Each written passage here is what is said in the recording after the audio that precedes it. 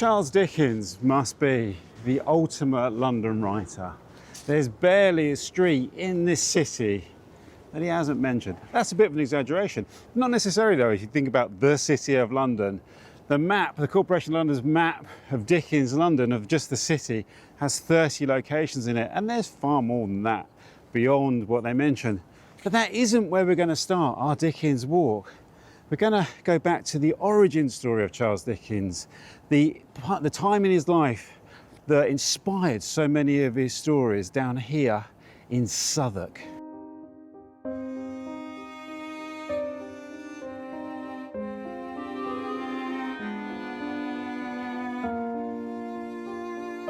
So we'll start our Dickens London walking tour by turning off Borough High Street into Great Suffolk Street.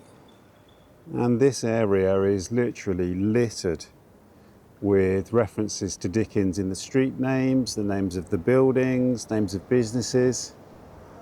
And Charlie Chaplin over there on the wall is another one of the great sons of this area. Well, they're borrowing him from Kennington really, but it's close enough.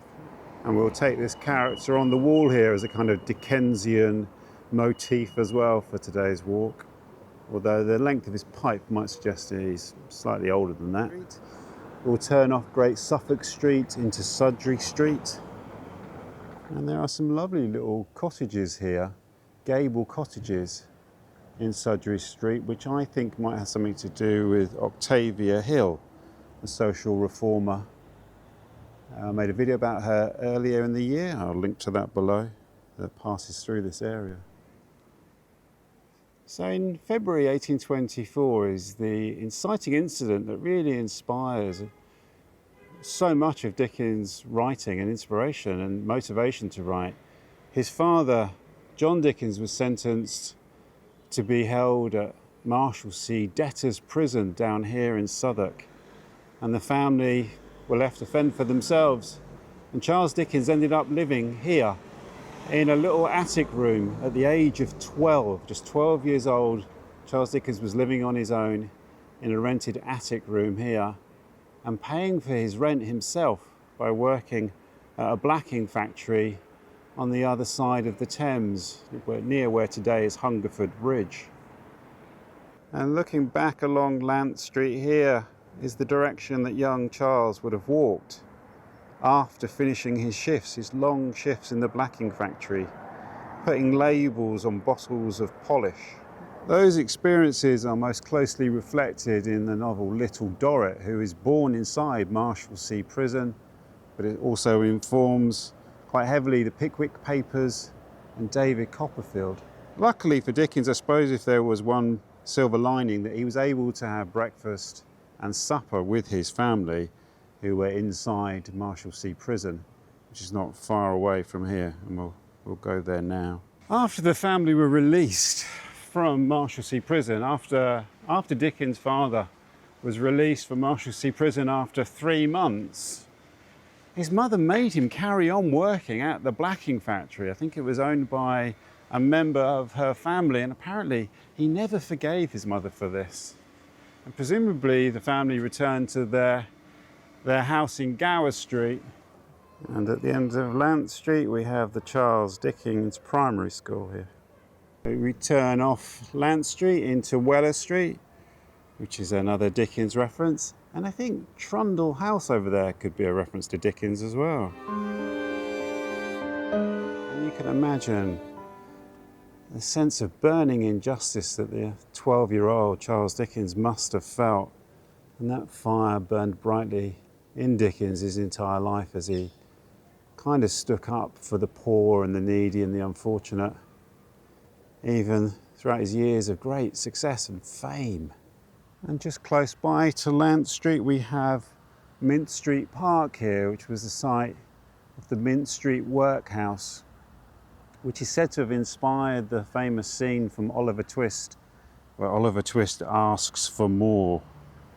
Just across the road from Mint Street we have Copperfield Street, and running along one side of it we have Quilp Street, both of them Dickens references. And over the road there, actually I've just seen, we have Doughty Street, another Dickens character.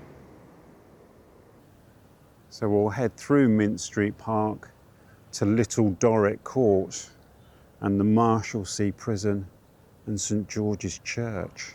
And the wonderful London for Everyman by William Kent has this great Dickens's London map, which is a map of London at the time of Dickens' life and work rather than a map of locations. And you can see, well, I mean, it doesn't have every street, but this is the area that we're starting our walk.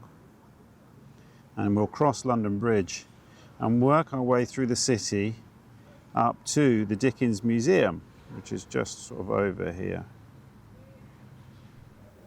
We'll go down Little Dorrit Court, which is nearly a continuation of Quilp Street, close to Marshalsea Road as well. And through here we have Little Dorrit Park, which sits just next to Little Dorrit Court. And Little Dorrit Court brings us out onto Borough High Street, basically opposite the site of Marshalsea Prison, the debtors' prison where Dickens' father was held. So if you turn off a little narrow alleyway beside the library, you are stood outside the wall of Marshalsea Prison. Such a significant location in Dickens' life and his work. And here on the floor, the plaque reads, "The heroine of Dickens's novel Little Dorrit was one resident who was not a prisoner." The plaque here tells us that before it was the Marshalsea Prison, it was the Surrey County Prison, or the White Lion Prison, until 1799. This was the life, and this the history, of the child of the Marshalsea at 22. With a still surviving attachment to the one miserable yard and block of houses as her birthplace and home, she passed to and fro in it, shrinkingly now, with a womanly consciousness that she was pointed out to everyone. Since she had begun to work beyond the walls, she found it necessary to conceal where she lived and to come and go as secretly as she could between the free city and the iron gates, outside of which she had never slept in her life. Little Dorrit by Charles Dickens. You can pass through these gates into St George's Gardens. And there's a plaque there commemorating the Dickens Association and the site of the prison.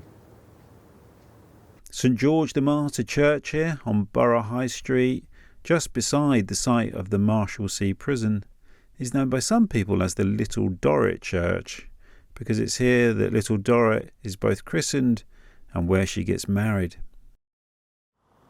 So Newington Gardens here, just off Harper Street, was once the site of the Horsemonger Lane Jail, with a sessions house here. Some wonderful information at the entrance to the park with an image of the jail. The relevance to Dickens is he returned to this area on the 13th of November 1849 to see the spectators that gathered for a public execution here.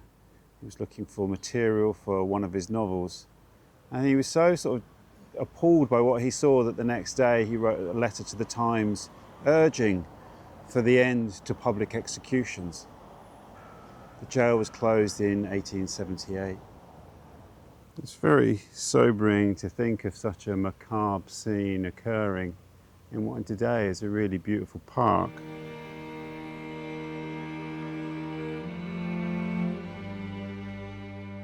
Dickens Square here was originally called Union Square and then renamed after it was hit by a rocket bomb in the Second World War, and this beautiful park was created called Dickens Fields.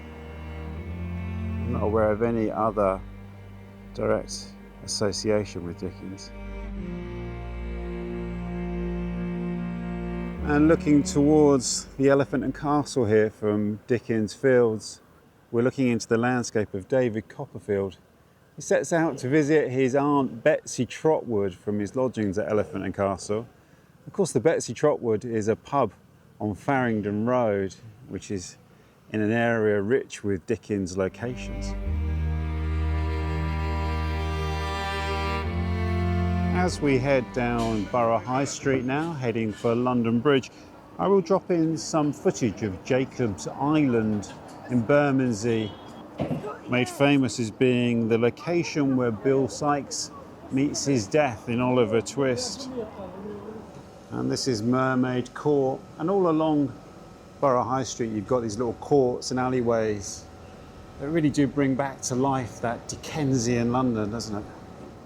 And although we're going to head over London Bridge and then through the City of London, parts of Islington, Clerkenwell to Bloomsbury, you could take an alternative route here and go down Union Street just over there and make your way to Waterloo and across Hungerford Footbridge. And we will just pass off Borough High Street into the courtyard of the George Inn, established in 1542. And this is a really beautiful old pub, fantastic boozer. That's where I sit. Here's a little pro tip for you, a little hack. Is those tables up there on the gallery are rarely taken. This courtyard down here will be rammed this evening, absolutely rammed, but there'll be nobody up there. There you go. And Dickens used to drink in this pub. I think he drank in most pubs of 19th century origin in London, according to the claims that are made. But I think this is legit that he drank here, and also slightly inevitably is mentioned in Little Dorrit. These buildings here seem to date from 1676 rather than 1542 when the inn was established.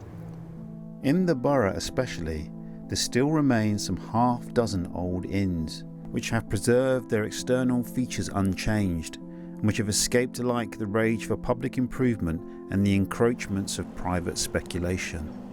Great rambling, queer old places they are, with galleries and passages and staircases wide enough and antiquated enough to furnish materials for 100 ghost stories, supposing we should ever be reduced to the lamentable necessity of inventing any, and that the world should exist long enough to exhaust the innumerable veracious legends connected with Old London Bridge and its adjacent neighbourhood on the Surrey side. From the posthumous papers of the Pickwick Club by Charles Dickens.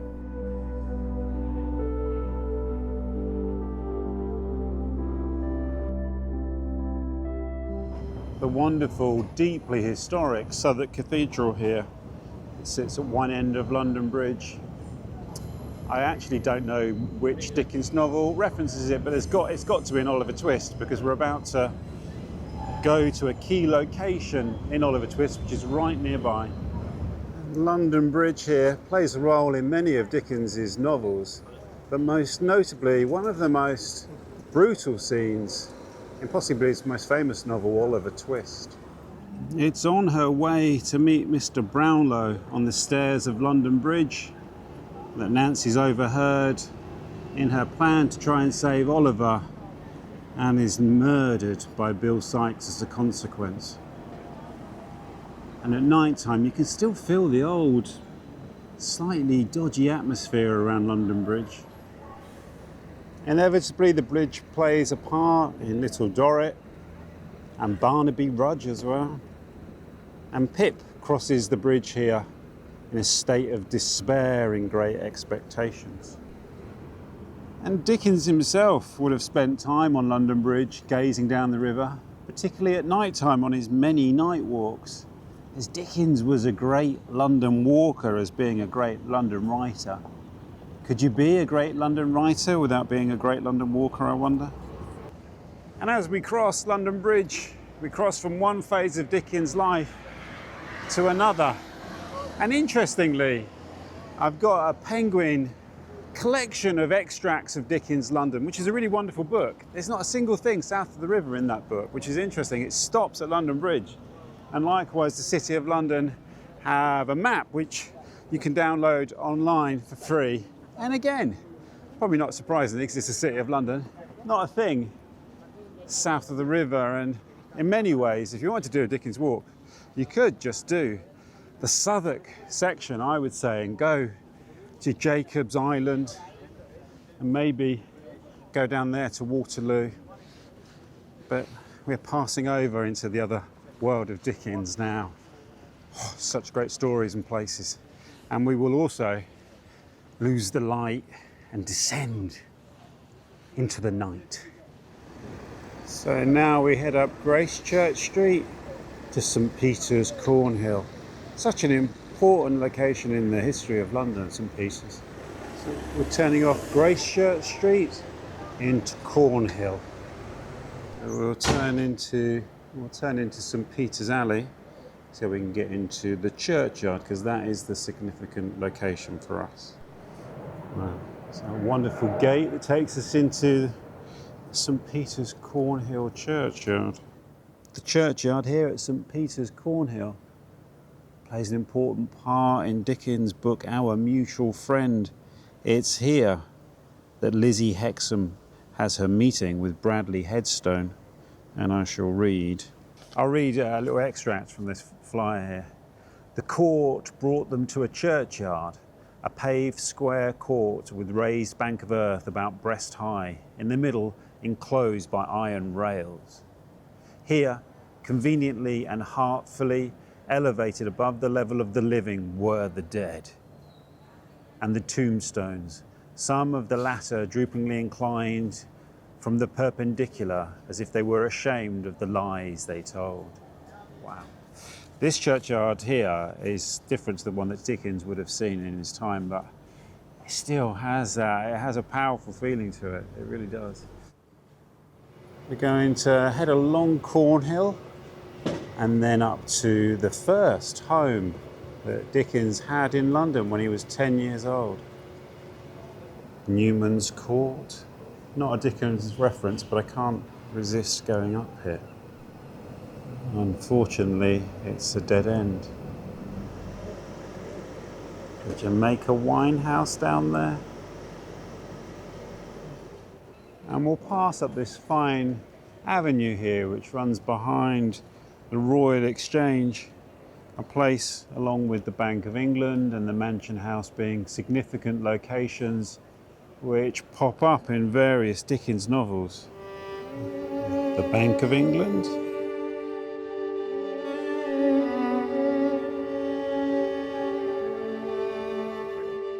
Princes Street.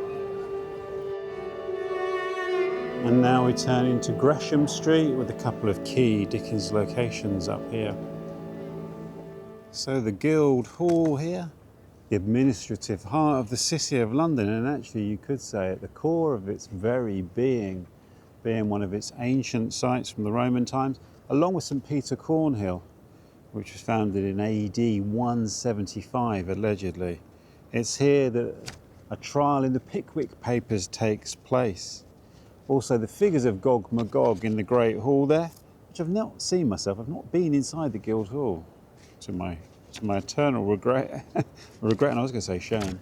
They feature in one of Dickens's stories, Master Humphrey's Clock. It's also, they recur in an essay that he wrote called Gone Astray. And you can tell, I think, as a letter writer and a journalist, he was quite critical at times of the administration of the City of London, and the Guildhall being its base. So now we turn into Wood Street, very close to the Guildhall.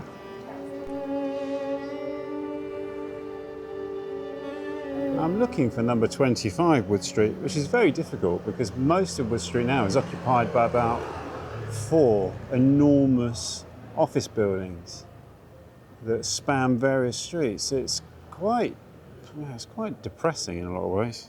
Yeah, I need to head back the way I came. Google Maps mistook 125 Wood Street for 25 Wood Street. 25 Wood Street almost certainly isn't there anymore, but heading north along Wood Street is actually better for our walk because it's taking us in the direction of Fagin's Den and Bleeding Heart Yard.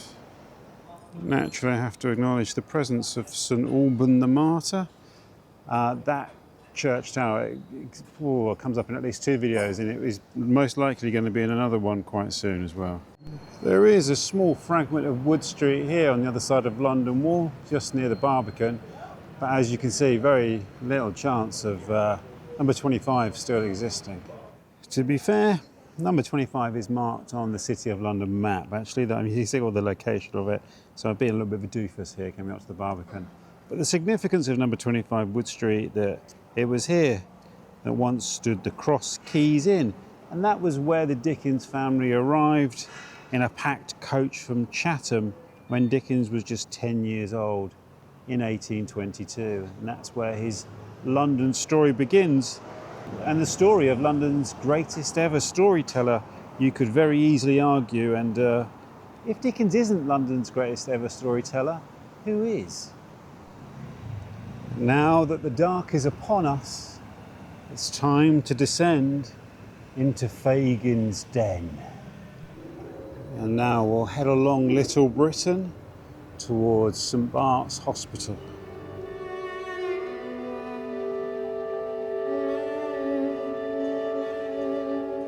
St Bart's Hospital here is mentioned in both the Pickwick Papers and Martin Chuzzlewit. Try saying that with your mouth full. One of the characters, Betsy Prigg, is based here. Amazing names. He was fantastic for names. If it looks like I'm skipping through the history of places like St Bart's, which has been here since the 12th century, and places like the Guildhall, that's because they're all covered from a historical point of view in other videos. Actually, my City of London Churches videos cover most of the city locations in terms of their history. This, the walk is the walk, the Ian Sinclair quote, this is a Dickens walk. He's not interested when Bart's was built. Just down there we have St Sepulchre's Church, the Old Bailey and the site of Newgate Prison. All significant locations in various Dickens novels for, I guess, fairly obvious reasons, being that he was dealing often with justice and miscarriages of justice. Over the road from St Bartholomew's we have Cock Lane, which we shall go down, and in Cock Lane stood the Fortune of War pub, which was demolished in 1910, and the Fortune of War was a favourite haunt of resurrection men, body snatchers who would sell the bodies to surgeons from St Bartholomew's in a room above the Fortune of War. And one such resurrection man was called Jerry Cruncher. What a name in the Tale of Two Cities. Jerry Cruncher up there, the body snatcher. We're going down one end of Smithfield Market here, descending into the valley of the Fleet. And from there we climb out to Fagin's den. So excited about this bit. Holborn Viaduct, crossing Farringdon Road. These stairs just off Charterhouse Street are the best way to enter the realm of Fagin and his den and the world of Oliver Twist and another chapter of Little Dorrit. And it's doing this walk at night time when you really feel Dickens' world come back to life. I remember when I first discovered this, about 25 years ago, it really gripped me and has never left me. Saffron Hill here was the location of Fagin's den, and the Artful Dodger meets Oliver Twist at the entrance to the city gate up at the Angel and leads him down through Islington, down Saffron Hill here to Fagin's den. The one-ton pub just over there claims to be the inspiration for the three cripples in the book. Before we walk up Saffron Hill, we'll just duck off Greville Street here at the bottom into Bleeding Heart Yard. And Dickens writes about Bleeding Heart Yard in Little Dorrit. I shall read a section of the book here. In London itself, though in the old rustic road towards the suburb of Note, where in the days of William Shakespeare, author and stage player, there were royal hunting seats, howbeit no sport is left there now but for hunters of men, Bleeding Heart Yard was to be found, a place much changed in feature and in fortune, yet with some relish of ancient greatness about it. 2 or 3 mighty stacks of chimneys and a few large dark rooms, which had escaped being walled and subdivided out of the recognition of their old proportions, gave the yard a character. It was inhabited by poor people who set up their rest among the faded glories as Arabs of the desert pitched their tents amongst the fallen stones of the pyramids. But there was a family sentimental feeling prevalent in the yard that it had a character. Other locations around here that Dickens mentions is also Hatton Garden, which is where Oliver is taken after he's arrested. That's where the police station is. And also Ely Place on the other side of the wall there.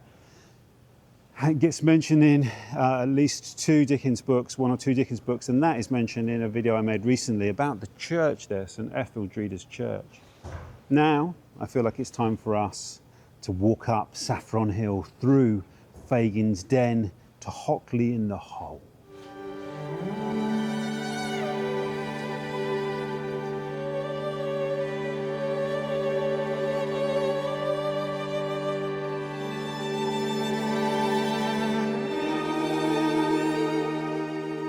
So we will descend Herbal Hill down to the once notorious Hockley in the Hole.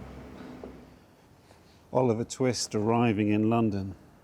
Going to London, said the strange boy, when Oliver had at length concluded, yes.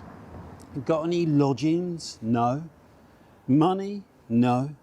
The strange boy whistled and put his arms into his pockets as far as the big coat sleeves would let them go. Do you live in London? Inquired Oliver. Yes, I do, when I'm at home, replied the boy. I suppose you might want some place to sleep tonight, don't you? I do indeed, answered Oliver. I have not slept under a roof since I left the country. Don't fret your eyelids on that score, said the young gentleman.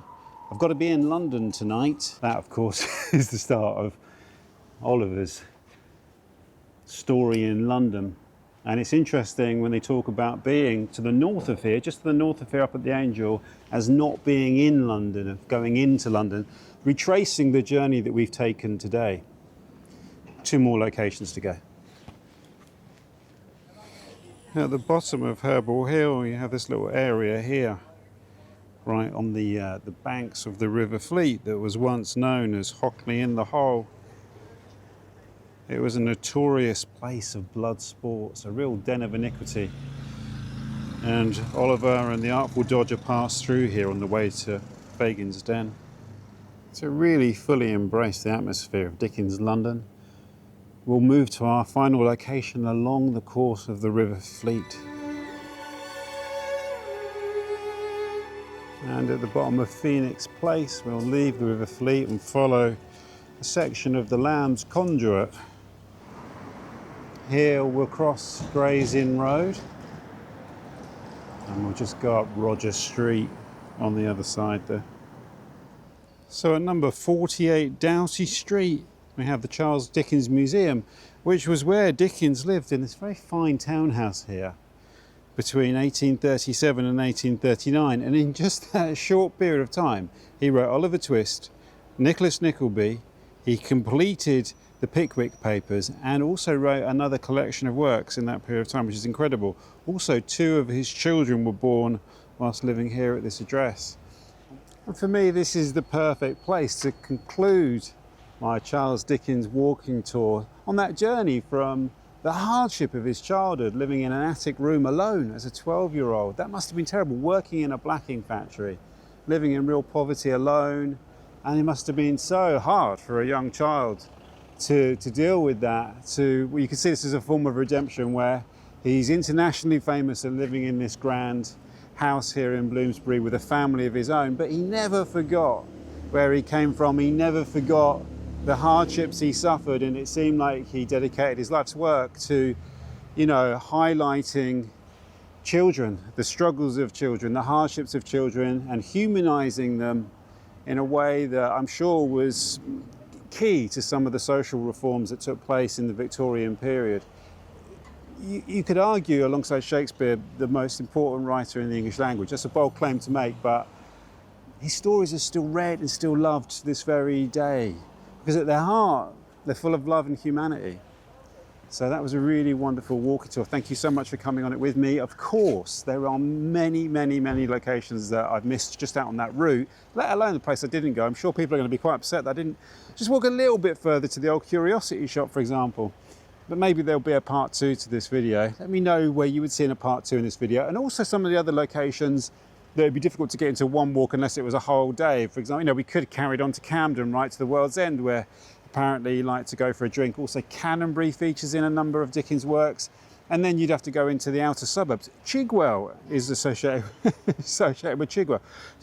Dickens' walk from Chigwell to here would be quite a schlep, with not a lot in between Chigwell and Islington, but even so, I'm rambling on now. Thank you so much. I appreciate your support massively. I should appreciate the support of my wonderful supporters on Patreon, the YouTube members, yourselves just coming here every week, and the comments on this are going to be great. Let me know some of your favourite Dickens locations, some of your favourite Dickens books or passages from Dickens books.